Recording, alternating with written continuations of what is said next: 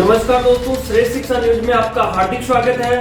आज चुनावी चर्चा में हम बात करते हैं वार्ड नंबर 22 की, जहां से हमारे साथ है अनिल जी तंवर, जो कि इस वार्ड में पहले पार्षद रहे हैं और फिर से इस मैदान में खड़े हैं। और आइए इनसे जानते हैं कि इस वार्ड की पहले क्या समस्याएं थी और किस तरीके से इन्होंने विकास करवाया। इस मुद्दे पर ये जो वोट ले रहे हैं, आइए इनसे जानते हैं। नमस्कार सर। नमस्कार सर। आपसे ये हमारे को जानना है कि जो ये वार्ड नंबर 22 है, जब आपने चुनाव लड़ा, ये वार्ड नंबर 22 ही था या और कोई और था?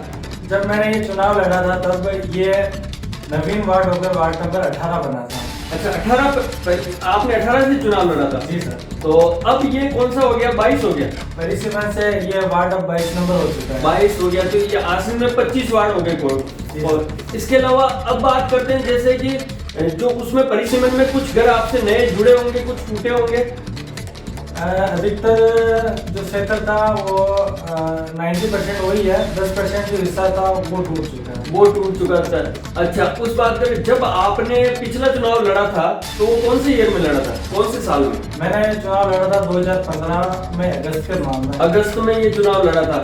अब उसमें इस वार्ड में क्या स्थितियां थी और आज क्या क्या परिवर्तन लेके आए आप? जब 2015 में मैंने चुनाव लड़ा था तब वार्ड की इतनी दुर्दशा हो रही थी कि ना तो कोई सुनने वाला था, ना कोई बोलने वाला था और ना कोई करने वाला था। इन सारी चीज़ों को लेकर मेरे मन में एक तो संकल्प आया कि इतनी परिस्थिति है, सरकारें आती है जाती है बनती है, फिर भी काम क्यों नहीं होता। इस लगन को लेकर मैंने राजनीति में प्रवेश किया और मैंने मेरा एक ही लक्ष्य रखा है कि विकास विकास और विकास। और विकास में मैं आगे बढ़कर मैंने सारी गलियों में, सड़कों पे जो वादे किए थे तो से भी बढ़कर मैंने काम करवाया। अच्छा, वादे किए जो वो आपने पूरे किए। इसके अलावा ये जो हम लोग जो जाते हैं देखते हैं, या जो एसडीएम ऑफिस के बाहर जो ये गार्डन है, ये क्या चीज है, ये क्या बन रहा है? ये वार्ड नंबर 22 के अंदर हम जहाँ देखते हैं तो नगर पालिका की कहीं हमें भूमि मिलती नहीं है।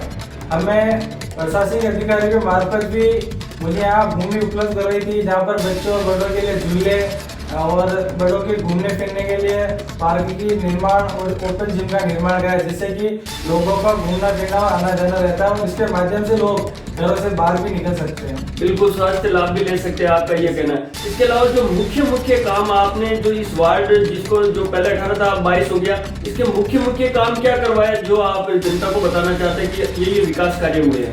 मुख्य काम के रूप में मैंने सबसे बड़ी जो इस वार्ड की समस्या थी वो पानी।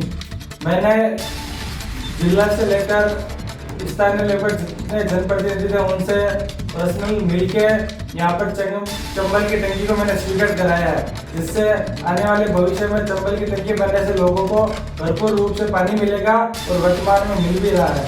इसके साथ ही वार्ड के अंदर आंगनबाड़ी भवन नहीं होने से आंगनबाड़ी भवन व्यवस्थित नहीं चल पा रहा था, तो मैंने आंगनबाड़ी भवन बनाकर भी आंगनबाड़ी को सुचारू व्यवस्था कराई है। इसके साथ ही वार्ड के अंदर 5000 स्क्वायर फीट के अंदर सामुदायिक भवन का निर्माण भी कराया है, जिसमें गरीब तबके के व्यक्ति भी अपनी बच्चों की शादी को आसानी से कर सकते हैं और कम खर्च में उनको यह सुविधा मिल सकती है। इसके साथ ही मैंने इसी वार्ड नंबर 18 के अंदर 3 किलोमीटर तक मैंने पानी की पाइपलाइन बिछाई है, जिससे सभी घरों में पर्याप्त मात्रा में पानी मिल रहा है। बिल्कुल, ये आपका सही है। तो ये सामुदायिक भवन में जो इसका मामूली जो जनता को कुछ चार्ज भी देना होता होगा, मामूली चार्ज क्या रखा है या प्रशासन तय करता है? ये विभाग द्वारा तय कर रखा है और आने वाले समय में जनता के आशीर्वाद से वापिस उनके जाएंगे तो हम यही प्रयास करेंगे कि गरीब तबके परिवार को ये निःशुल्क उपलब्ध हो। अच्छा, आप बीजेपी में बहुत सारे पदों पे रहे हुए हैं, जैसे आपने बताया कि आप कौन से पद पे रहे हैं बीजेपी में अभी? मुझे बीजेपी ने, पार्टी ने मेरे ऊपर विश्वास करते हुए मुझे युवा मोर्चे की कमान 2016 में सौंपी थी। उस कमान को मैं निरंतर बढ़ते हुए युवाओं को जोड़ते हुए पार्टी को मजबूत करते हुए मैंने लगातार 3 टर्म मैंने युवा मोर्चा अध्यक्ष पर रहे और कार्यकर्ताओं को जोड़ा और संगठन को मजबूत किया। बिल्कुल, आप लोगों ने यहाँ पे जो आसिन विधानसभा क्षेत्र जो आता है, इसमें भी आप लोगों ने, बीजेपी ने विधायक बनाए अपने जबर सिंह साकला, और उसके अलावा यहाँ पर भी बदनौर में भी आपका प्रत्याशी ने जीत प्राप्त की और प्रधान बने, और आसिन में भी आपने वो प्रधान तक का सफर किया है। इसके अलावा आप क्या देखते हैं कि आसिन में जो बोर्ड है वो किसका बन सकता है? मैं आपको आश्वस्त करता हूँ कि आसिन में वोट केवल मात्र बीजेपी का बनेगा, क्योंकि बीजेपी परिवारवाद की राजनीति नहीं करती, बीजेपी व्यक्तिवाद की राजनीति नहीं करती है। बीजेपी केवल एकमात्र है जो नीचे के तबके के कार्यकर्ता है उनकी सुनती है और परिवारवादी राजनीति नहीं करती। इसी कारण आने वाला वोट भारतीय जनता पार्टी का वोट होगा। ये मान के चले कि आने वाला बोर्ड आपके कहे अनुसार मान के चले कि बोर्ड उसमें भारतीय जनता पार्टी का बनेगा, लेकिन इसमें कांग्रेस भी तो अपना जोर आजमाएगी, जरूर आजमाएगी। वो भी आप कह रहे हैं कि भाई व्यक्तिगतवाद या जो परिवारवाद, इसके अलावा भी अन्य लोग भी तो खड़े हैं, वो लोग भी तो आपकी सीटें निकालने की कोशिश करेंगे वहां से करेंगे। पर जब कांग्रेस के पास स्वयं के पास प्रत्याशी नहीं मैदान में उतारने के लिए, तो इससे स्पष्ट यही होता है कि ये केवल परिवारवादी राजनीति करते हैं और परिवारवादी राजनीति के कारण ही ये भारतीय जनता पार्टी का वोट बनेगा। बिल्कुल भारतीय जनता पार्टी को। अच्छा, आप लोग आपस में जुड़े हुए होंगे, आप विधायक साहब के संपर्क में भी रहते हैं, तो आपको क्या लगता है कि इस बार गुलाबपुरा में किसका वोट बन सकता है?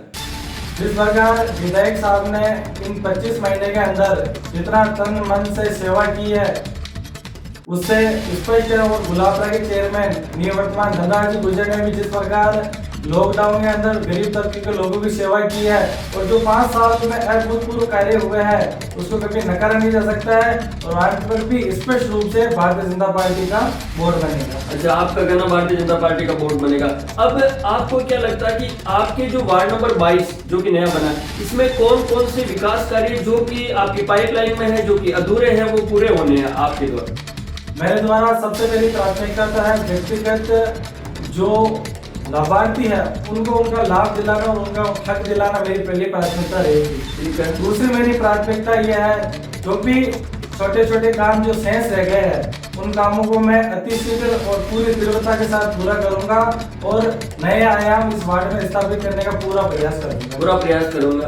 तो इसके अलावा जैसे आप जो जनप्रतिनिधि है आप और इस वार्ड के, तो आप लोगों से मिल रहे होंगे, तो किस प्रकार लोगों से आप किस लिए वोट मांग रहे हैं और किस प्रकार वोट मांग रहे हैं? मैं 2015 से नियमित रूप से वार्ड वासियों के परिवार से जुड़ा हुआ हूँ और मुझे किसी को परिचय की मोहताज की आवश्यकता नहीं है, क्योंकि वार्ड वासियों ने मुझे हमेशा छोटे भाई बेटे जैसा मुझे स्नेह दिया है और परिवार जैसा रखा है और मैं उसी आशा के साथ उनसे जुड़ा हुआ हूँ। और मुझे विकास और विकास के नाम पर मैं वोट मांग रहा हूँ और मुझे विश्वास है कि विकास जीतेगा और विकास जीतेगा। तो अब ये देखा जाए, देखो जो तीनों प्रत्याशी है तो उनका देखा जाए तो आपके तीनों प्रत्याशी एक ही तबके से आते हैं, तो इनमें आपका जातिगत जो वोट है वो बटेगा, किस प्रकार ये रणनीति काम करेगी? इसमें स्पष्टता यही है कि वार्ड नंबर जो 22 है वो भारतीय जनता पार्टी विचारधारा का है और इसमें अधिकतर हमारे समाज के व्यक्ति हैं जो भारतीय जनता पार्टी विचारधारा से जुड़े हुए हैं और मुझे पूर्ण विश्वास है कि पूर्ण बहुमत वो भारतीय जनता पार्टी के ऊपर विश्वास जताएंगे। बिल्कुल।